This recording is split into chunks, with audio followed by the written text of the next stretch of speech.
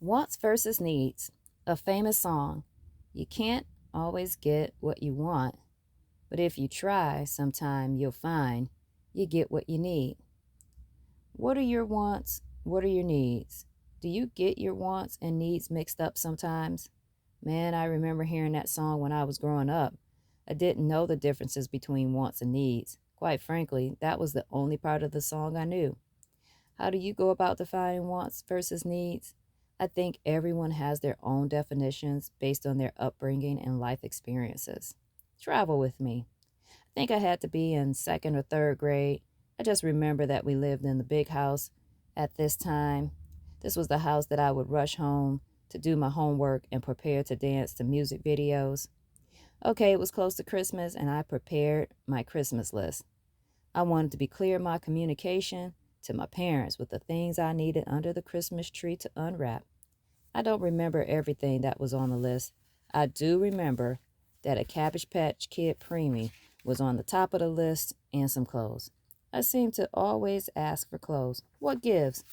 Anyway, now that I think back, I had a sister who would give the original name to what we consider to be an influencer this day and age.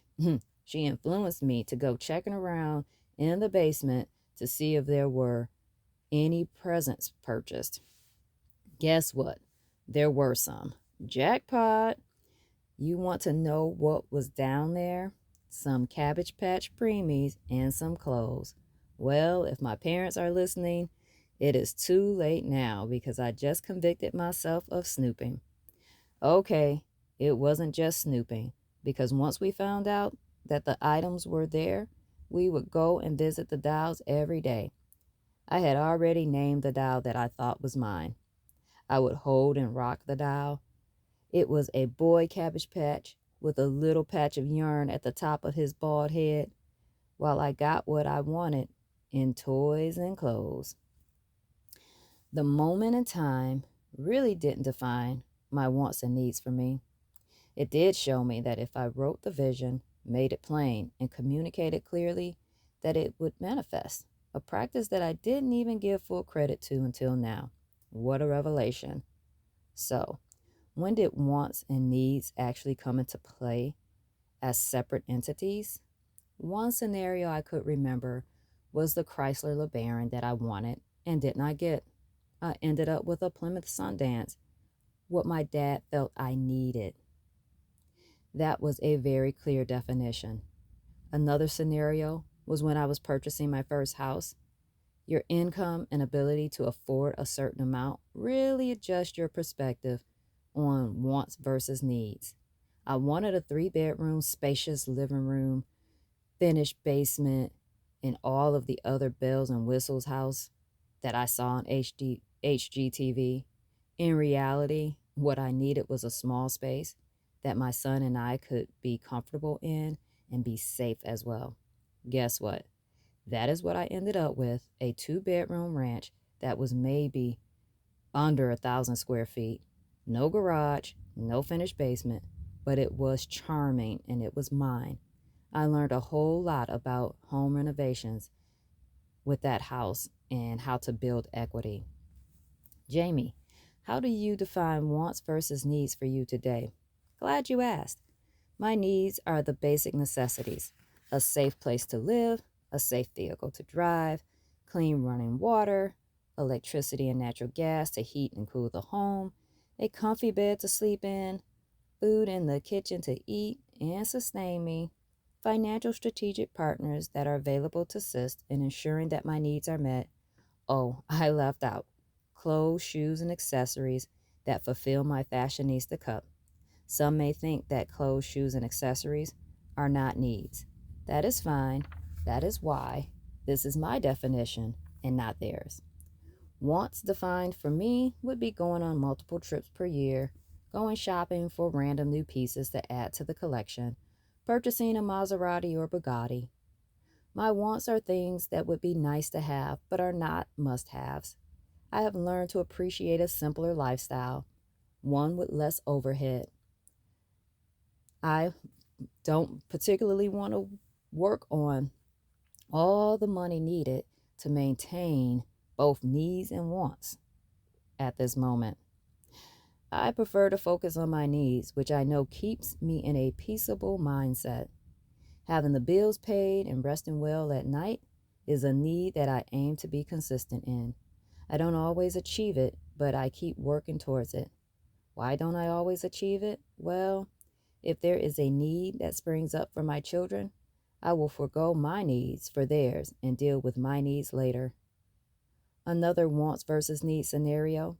My son comes to me one day and asks for some toys. I had taught myself how to use Microsoft Word and Excel at work. This was when it first came out. I was sitting at the computer when he asked for the new toy. I opened the spreadsheet with my monthly budget. I was a young single mother at this time, and extras were not on the spreadsheet. I asked him to look at the spreadsheet to see if there was a line item for toys. He searched and did not find it, at which time he was informed that new toys were not in the budget. Ouch. Jamie, couldn't you have been a little gentler to him? My budget was tight and not gentle then. I worked 2 jobs and was going to college to afford the house and all of the basic needs for the two of us. Perhaps I could have been more gentle, but I wasn't. I was in my needs mode, not wants mode or being gentle. Needless to say, he was never short on toys. He was a frequent recipient of new toys and clothes, even if it wasn't from me. Getting wants and needs mixed up is a syndrome that I think has been created by all of the items that are presented to us daily.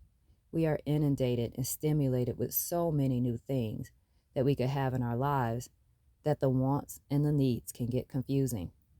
Peer pressure to keep up with this person and that person, this trendy thing and that trendy thing, that sometimes gets us lost in what is truly needed and the things that we only want. I have not always had a need mindset. I can recall making my wants list quite frequently, really not allowing the ink to dry on one wants list before I was creating another, creating visual boards to review and check to see if those things showed up, yet not really focusing on what I would say was most important. About 7 years ago, I got serious about my lists and boards. They became intentional needs for the list and the board items that was posted. The items listed would have goal dates. When it was achieved, it was dated, and I reflected on how I got there. What I have found is when I complete what I need, my wants are met as well. Ooh, that's good right there. When I complete what I need, my wants are met as well. I say that because when you complete your needs, you are free to go to pursue your wants.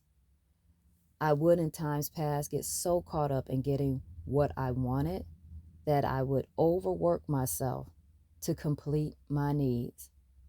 That was not a very good habit that I had put myself into. I now work to meet my needs and plan for my wants. The realization for me is when my needs are met to my satisfaction, I typically don't want for anything.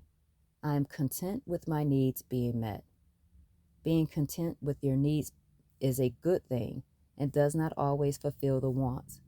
Yet I believe that it reduces the need to be fixated on the wants when your needs are consistently met. What are your needs? Are they being met? Will you separate your needs from your wants?